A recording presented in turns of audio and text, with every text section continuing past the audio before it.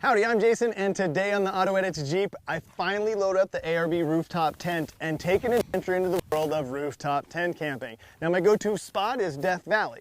Problem is, it's the middle of summer, and it's 117 degrees out here today, and it's going to be that way for the next few days. Now, when I say that stuff out loud, this doesn't sound like that good of an idea, but we're here. Let's have a great adventure. Let me show you some of the cool things that I've learned to appreciate about Death Valley and discover the world of rooftop tent camping. Come on along.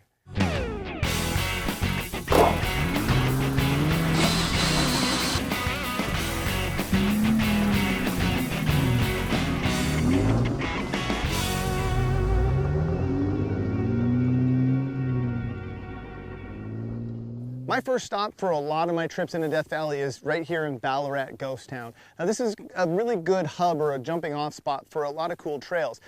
There's some really cool stuff that goes right into the valley. Like that mountain range is the outside of Death Valley. On the other side of that is the inside, obviously. So we're going to skirt along this edge here and go into the southwestern edge of Death Valley, and that's called Goler Wash, into Mengel Pass, into Striped Butte Valley, and it's just really beautiful.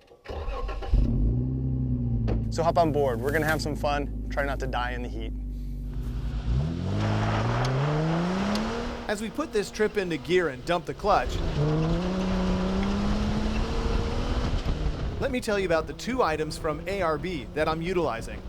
First up is this awesome fridge freezer. No more ice chest for me.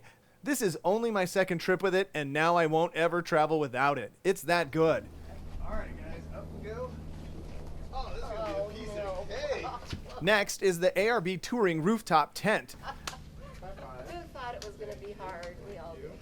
This particular unit is a hand-me-down from my buddy Fred and was used in a Dirt Every Day episode. Unfortunately, this poor tent got abused pretty hard and has some battle scars to show for it, but it'll give me an idea of how this whole rooftop tent camping thing should work. All right, you may be wondering what it's like to drive this thing with the added weight on the roof. And it's different, it's a little different. You can definitely feel the Jeep tip or roll a little bit more than it did before, but it definitely doesn't feel like it's gonna tip over. I don't honestly think that it's gonna really hamper the off-roading ability for what I do much. So it's not bad. Going down the highway, I just take it down a notch.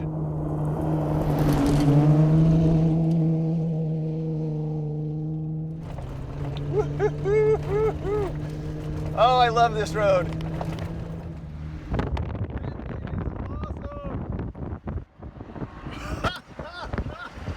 That is amazing. Thanks, buddy. You're the best.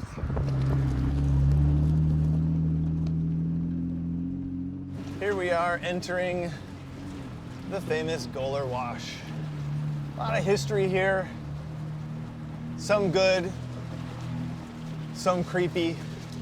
Like when I was younger, I got brought up here and was told that this is where Charles Manson used to get up to the ranch that he hijacked years ago. And they used to see the yellow paint from the school bus that he used to drive up here with his followers. Creepy stuff. So that was kind of cool, and it just kind of struck me and intrigued me as an amazing place from there. And then I started to learn about the 49ers and how much human interaction and development happened up in here. And, you know, from the Indians maybe thousands of years ago to the miners and the early settlers to the west. This place is pretty awesome.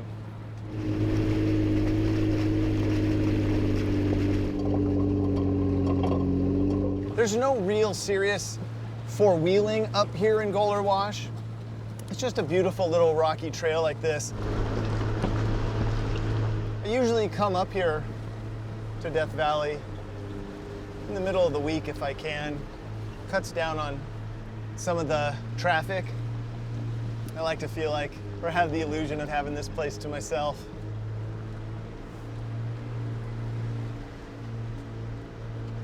But it's just a beautiful drive. Lots of amazing scenery, rock formations, and it's constantly changing, this little section here. The water, like a big storm will come through and the water will come through and change this whole thing.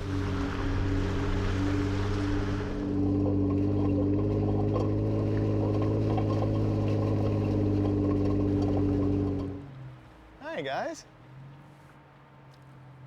Now there's a couple of donkeys over here. Hi, donkeys. When the miners left, they just abandoned their donkeys or just let them free, and they ended up kind of just thriving out here. So they're wild and everywhere. Hi, buddies. Kind of like a Disney adventure. You're driving through and seeing donkeys, and they look like they're part of an exhibit. But this is just this place, and you gotta respect those guys. I like them. Bye, buddies.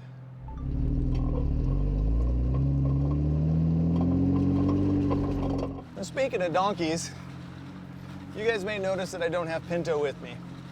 And I really wanted to bring her on this trip, but there's a couple of good reasons why not. Once I got the tent on the roof of this thing, the ladder that it comes with is just ever so short for how tall this Jeep is, and so it's straight down, and I couldn't figure out how to get Pinto safely up into that tent because I want her to sleep with me up there. And so until I order the ladder extension for this thing, Pinto's not gonna come. Plus, it's 117 degrees, no joke. It's serious business out here.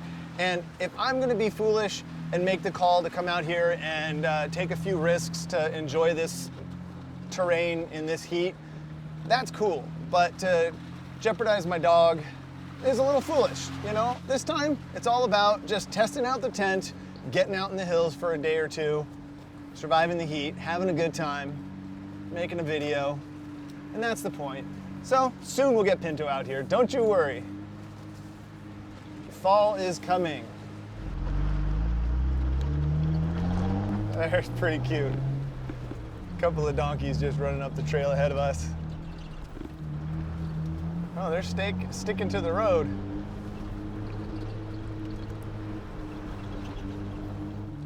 Wonder why they stick to the road like this. They could go anywhere. They have the ultimate four-wheel drive. All right, we'll let you guys go. I don't want to scare you guys. So here we are at the Barker Ranch. Our first stop is this cool little place that was built back in the 1940s and eventually bought by the Barker family in the 50s. They used the property as a support site for their mining efforts and later developed it into a beautiful spot for family vacations. Then, in the late 60s, the history of this place takes a decidedly dark turn. More on that in a moment. Now what's cool about the Barker Ranch here is that it was just built and nestled right into the natural terrain here, and it really utilizes kind of what's here. It's built out of obviously local stone and some cement, but it just kind of nestles into the hillside here. It blends in, it's unassuming, and they had some cattle or some sort of livestock, maybe pigs and some chickens. There's some coops over there, I'll show you that in a second.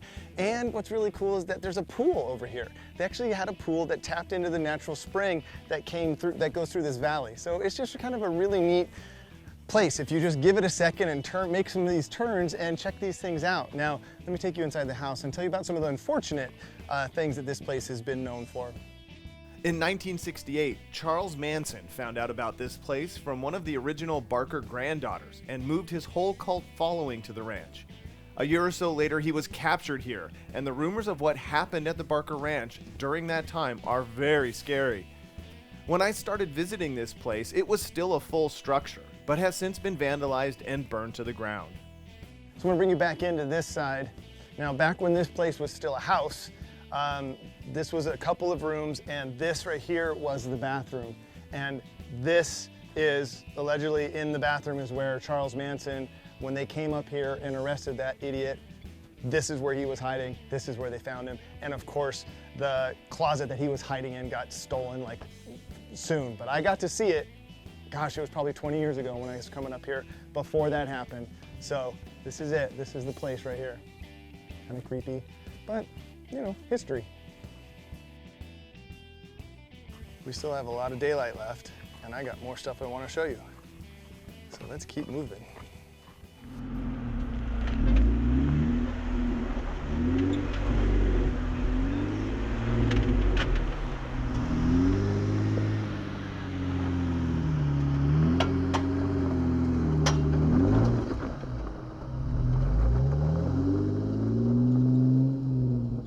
And here we are at Mangal Pass. We're making really good time today.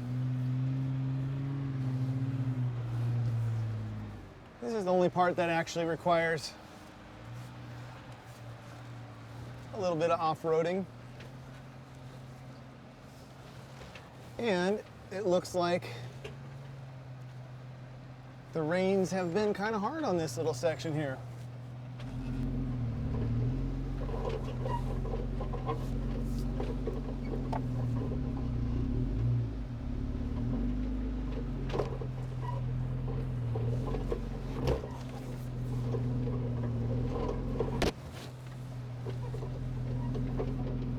I'm not sure if the water moved all these rocks or if these got stacked to get through here, but it's an impressive bit of rock movement.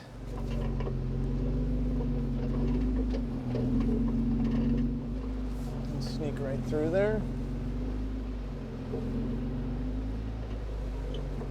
No big deal there.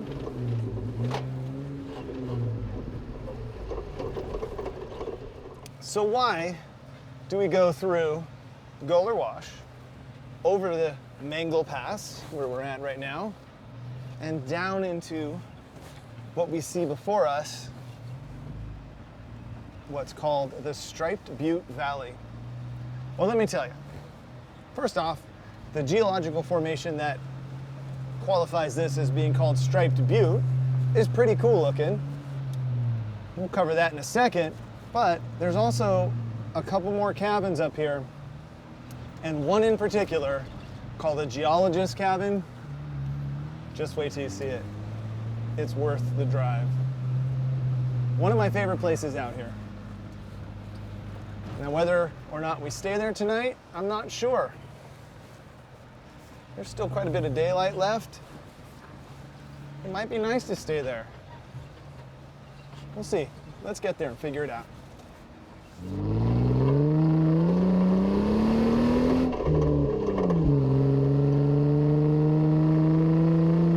All right, check it out. There's another cabin over there I'd like to take you guys for a quick tour of. All right, over we go.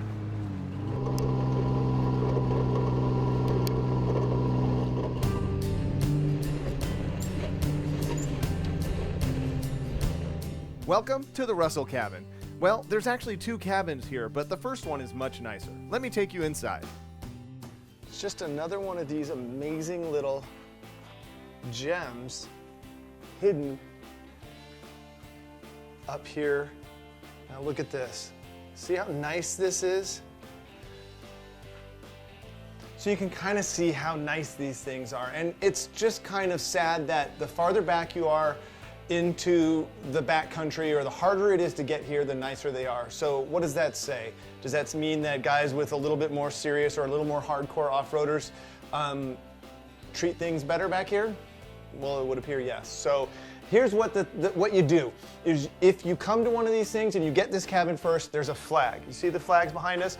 Or you bring your own flag. There's a flagpole out front. You fly the flag, so that it's just a first come, first serve.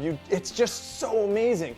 And what you do is you come, you enjoy it, you put your flag up, people coming by know that you've called dibs on the cabin, and that's how this system works. And then you clean it up and you treat it really good. That's kind of awesome. So if you come out here, please, please do that. Well, here's the thing. This is why I don't sleep inside these cabins, but plenty of people do. But yeah, there's a lot of rat turds. The rats use these cabins. I use the cabins more as a place to just locate and be. And you can see the terrain. Usually these cabins show up in a place that's pretty nice. There's a natural spring or something cool nearby. I don't know if you guys know, but the horseshoe upside down like this, there's a reason for that. It's upside down so it can catch your good luck and keep it. That's it. You don't put the horseshoe upside down, or what you would consider right side up, because that's not good luck. The good luck is like this, so you can catch your good luck and it sits in here. Then it was time to saddle up and make the push down the trail to our last stop. So here it is, the Geologist cabin, or the Honeymoon Cabin, as it's also called. It's kind of the crown jewel. In my opinion, it's one of my favorite places to be or go to in the Death Valley area. And let me take you for a quick tour and show you why. That right there is the Striped Butte, and is the geological formation that this valley is named for. Notice the striations on the surrounding mountains going horizontal, and the ones on the picturesque butte twisted vertically, caused by a fairly ancient and violent geological event. The cabin, however, was likely built in 1930 by Panamint Russ, or the same guy as that last cabin we visited, and is located in this amazing spot across from the butte and just above this natural spring that much of the desert wildlife shares. All right, let's go inside. And in here you will witness what most real desert people are capable of. Keeping this place well preserved, clean, and stocked with goodies for all who come here to enjoy. Again, I don't sleep inside these cabins, but I have had lunch with good friends at this very table and enjoyed the stunning view. There's a fireplace to keep warm by in the winter, and the general rule is if the shelves are looking bare, place a can of something up there for someone who may need it. Did you notice that little mouse by the can of stew? Me neither until editing this piece. I think he called dibs on the Dinty Moor. So with the sun going down fast and the shadows stretching across the valley, I decided to spend the night here and deploy my rooftop tent for the first time in the wild. And part of the cool factor of this thing is just how easy that process is. Grab the ladder and pull it open. Since it was still pretty hot out here, I was thankful for the amount of screens all the way around this tent and looked forward to the night. It was then time for some beers and a sandwich, and that's where the ARB fridge freezer really is the best. Dry bread, no ice sloshing, and plenty of cold beverages. Hooray! One lesson I learned the hard way is to make your bed area before you drink too many beers. Trust me on that. A slight breeze was kicking up, and the night was shaping up to be epic. Now all I had to do was enjoy the view from my camping spot and check out the wildlife as they came to visit the springs. This coyote was the first taker. Wow, it's pretty good out here. I just had no idea that this night was about to take an incredibly weird turn. But first, I was lulled in by more beauty. Look at that sky, people. Are you kidding me?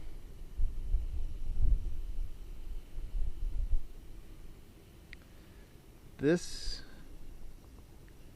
is why I'm a desert man.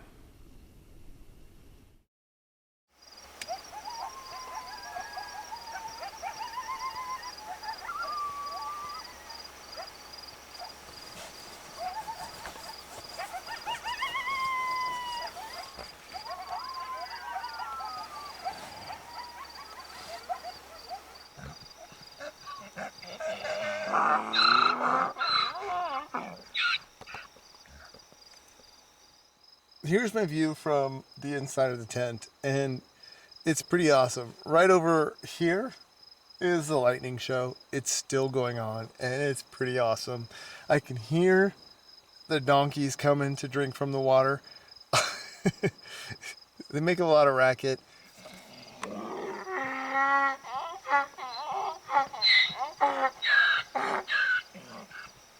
The coyotes are going. And there's a donkey in the background.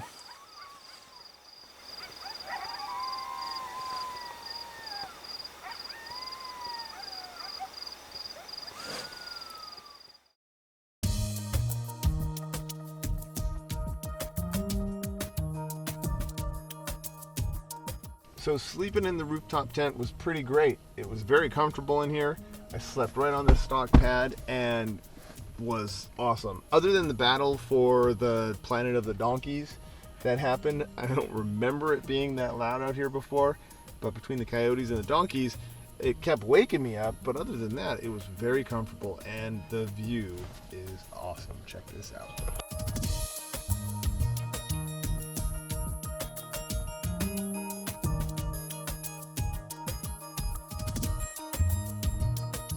Soon as I had enough basking in the sunrise moments, it was time to pack it up and hit the road home. And that was just as easy as the setup of this tent. I loved it.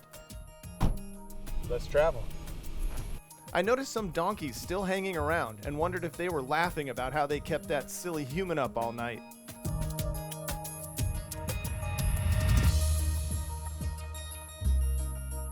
So there you go, a night in the desert with the rooftop tent. It's my first time out there doing it and I love it. I can't wait to grow into that by figuring out how to just get a better campsite and more gear that fits better. But I really have to say that ARB tent and the fridge freezer, that ARB fridge freezer is a game changer. It just makes it so much nicer to have all your stuff nice and cold, no water, no sloshing. It's great. I can't wait to do more adventures.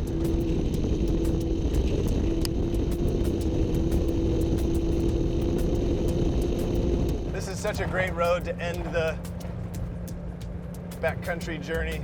Just kind of feel like you stretch your legs out after tiptoeing through that canyon, or just kind of creepy crawling your way through that canyon. Just being able to uncork it for a while feels pretty good. Woo! This is so much fun. Yahoo! All right. And I forgot to mention, don't forget to follow me on the Instagram at AutoEditJason. I try to post there fairly regularly so you can kind of keep up with what's going on in the AutoEdit garage. So go on over and give me a follow there.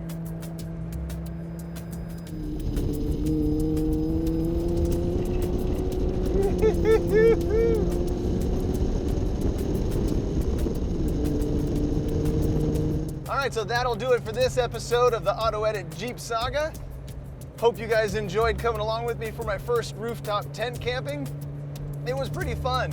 I'm gonna just kind of hightail it on out of here, get back to civilization, and you know the drill. Until next time, enjoy your drive. I am right now.